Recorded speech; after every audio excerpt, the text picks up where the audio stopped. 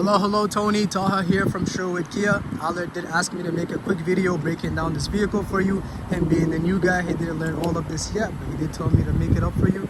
2024 Kia Carnival Ex Plus. This vehicle comes in the beautiful ruby red color, LED headlights, LED fog lights right over there. You got the tiger nose grille. Now they do call it the tiger nose grille because the national animal for Korea is actually the tiger. It is a Korean brand, so you know they have to represent. You also got the brand new Kia logo right there. Aesthetically pleasing design. It was not the ugly KIA that it used to be. I'll give you a side profile of this vehicle. Very nice. The one thing I like about the Carnivals is that they don't really look like a minivan. They look more like a luxurious XL SUV, if you know what I mean. Now this thing is fully loaded. It is the EX Plus model. You got keyless entry. If you ever need to get into the vehicle, your keys are in your pocket or purse, you just have to click that right there. You got blind spot detection on the mirror. You also got blind spot monitoring camera on the mirror as well. Now I'll give you a breakdown of the interior really quick. Power everything.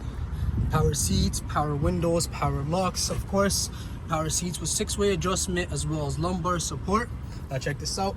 This here is the button for your full digital display all the way across, curved to your convenience.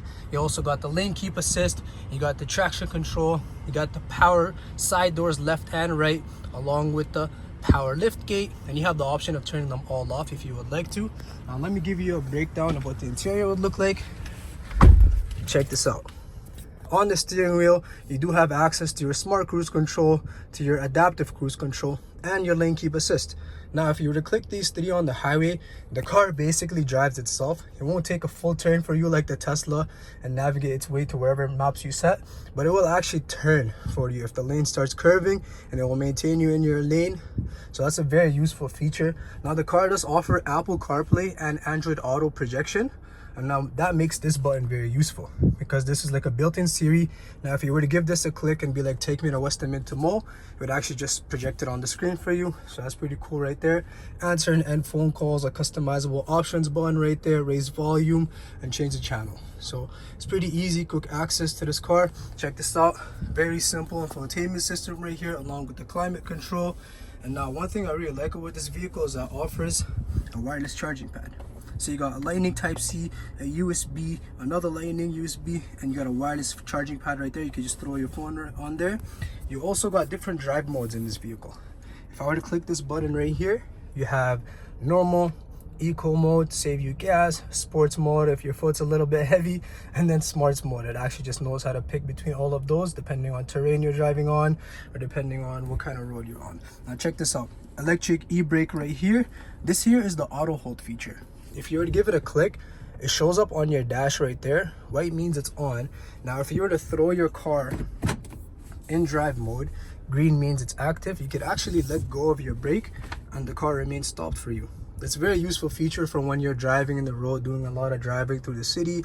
You're waiting at those long red lights or you're waiting at those long trains.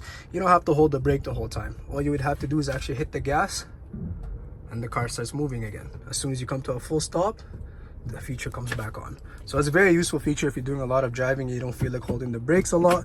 Just make sure that you do have it turned on. And now you got heated seats, 3 different levels for you and your passenger. You got heated steering wheel as well. Now you got parking sensors right there. You have the option of turning them on or off because some people don't like the beeping sounds, but it is a pretty useful feature. And then I like to call this one here the peekaboo button.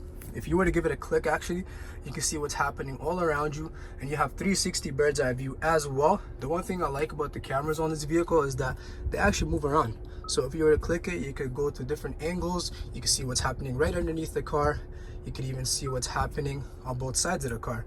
That's actually an option for you because you have blind spot monitoring as well. So you got cameras on the side of the car, the front of the car, and the back of the car. So that's very useful right there.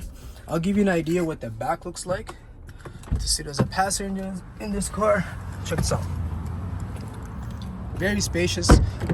Power doors, of course. Just give that a yank and it opens up for you. Like, I'm a pretty tall guy and I'm sitting here very comfortably with lots of room. Check that out. Very nice. That there is the button to access your power doors. Check this out. You got a 12-volt customizable outlet right over here. You got a AC 115-volt outlet right there. You got USB outlets built into the seats. Very useful, you know, this generation of children is iPad kids, so they could always plug it in if need be. You also got separate climate control for your passengers here and in the rear.